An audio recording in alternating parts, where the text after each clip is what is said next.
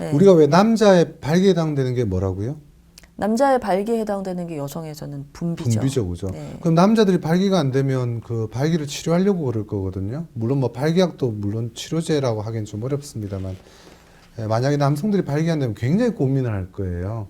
근데 여성이 분비가 안 되면 그냥 여성에게는 윤활제를 쓰는 식으로 끌고 간단 말이죠. 그렇죠. 이제 그게 뭐 예전에 뭐 그 야한 농담 같은 데 많이 나오는 이제 뭐 참기름도 이야기도 있고 뭐 올리브유 이야기도 있고 사실은 이제 좀 나이가 드신 그 여성들 또는 이제 뭐 그 출산 이후나 또는 그 전이라 하더라도 뭔가 성적으로 흥분 반응이 분비가 잘 되지 않는 경우에는 아, 왜 분비가 되지 않을까 이 문제를 근본적으로 해결하거나 이제 하기보다는 그냥 이거를 쓰면 되지, 윤활제를 쓰면 되지. 이게 사실 윤활제가 당장은 도움이 되는 것 같지만 오히려 문제를 해결하는 거를 방해하는 요소가 좀 그렇죠. 될 수가 있죠. 그런 물질을 쓸 경우에 윤활제가 기본적으로 자체에서 나와야 된 분비액이 아니라 밖에서 주입하는 거기 때문에 자체 분비 기능은 오히려 더 떨어질 수 있습니다. 윤활제 그 성분은 뭐예요? 성분. 윤활제는 원래는요, 그러니까 미끌미끌하니까 자꾸 이걸 기름으로 생각들을 하세요. 네, 그렇죠. 기름으로 생각하는데 미끄럽다고 기름이 아니라 사실은 수용성과 관련된 물질이거든요. 즉 정확하게 언급하자면 아까 왜 분비 남자가 흥분하면 발기가 된다고 그랬잖아요. 여자의 분비도 혈류순환에 의해서 혈류로부터 나오는 물질인데요. 근데 이제 여기에 문제가 생기면 분비량이 줄어드는 거죠.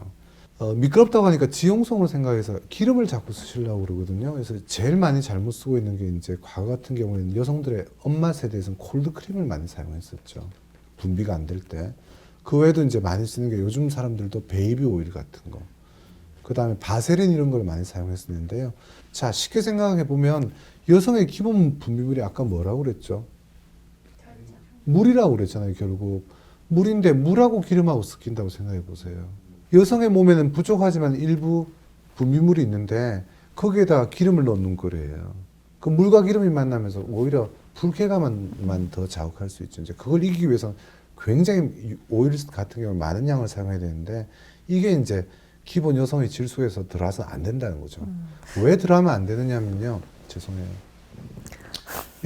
여성의 질 내부는 평소에 강산성으로 유지되어서 아마 여성의 질 냄새나 약간 시큼한 냄새가 정상적인 건데요. 이게 들어와 버리면 질 내부의 산도가 깨져요. 산성도가 깨지게 되면 질의 평소 방어력이 떨어진다는 거지. 그래서 함부로 그걸 사용하면 안에서 오래 머물면서 질 내부의 환경이 바뀌고 그럼 감염도 잘 생기고 건강한 질 내부의 환경이 무너지기 때문에 함부로 사용해서 안 된다는 거예요. 네. 지용성 그 윤활제가 이제 위험한 거가 뭐 여성의 질 건강에도 그렇고 실제로 불편감 이것도 있지만 또 치명적인 위험이 또 있잖아요. 네. 이게 이제 우리 피임하고 관련돼 있는 문제인데 지용성 윤활제 같은 경우에는 콘돔 사용을 할 때 특히 조심하셔야 돼요.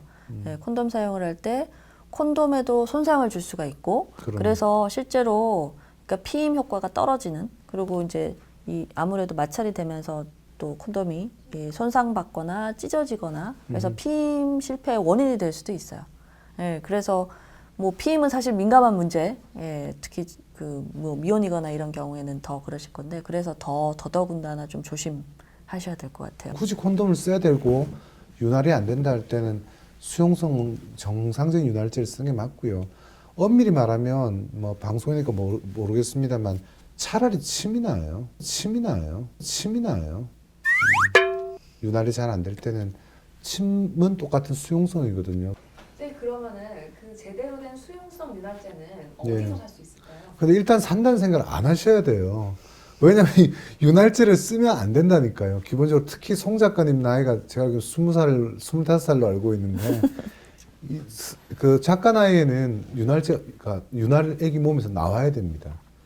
그럼 의학적으로 유일하게 윤활제 쓰는 걸 인정해 주는 경우가 언제냐면 도저히 어떤 방식으로도 분비가 안 되는 나이 많은 폐경기 이후의 여성 같은 경우에 일부 쓸 수 있다는 얘기죠. 물론 폐경기 여성도 이유가 가장 큰 이유가 호르몬 문제거든요. 그래서 호르몬을 개선하면 뭐 얼마든지 분비량은 좋아지기도 해요. 자, 1번. 그럼 윤활제를 쓸 때는 지용성을 써서는 절대로 안 된다. 수용성 중에서 믿을 만한 제품을 선택해라. 그러나 그거보다 앞선 원칙은 윤활제를 젊은 여성이 쓸 정도의 상황이라면 반드시 윤활이 안 되는 원인을 찾아서 고치는 게 맞고요. 젊은 여성이 윤활이 안 될 정도라고 그러면 심각한 문제라고 보는 게 옳습니다. 물론 또 그거보다 앞선 거는 우리 한국 남성들이 굉장히 성의가 없는 거예요. 네. 그래요. 그렇죠. 그게 가장 큰 이유인 거죠. 음. 성흥분 장애라고도 하고 분비 장애라고도 우리가 학문적으로 부르는데 그런 분들이 오늘 분비가 좀 잘 안 돼요. 그래서 뭐 통증이 있기도 하고 뭐 하여간 힘들어요. 이런 얘기를 하면 저희가 반드시 물어보는 게 있어요. 전이를 몇 분이나 하세요.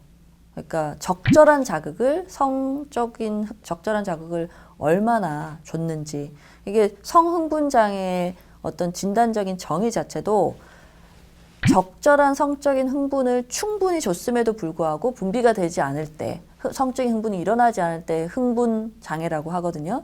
근데 적절한 자극을 주지도 않고 분비가 안 되는 그건 엄밀하게 흥분 장애라고 볼 수가 없는 거죠.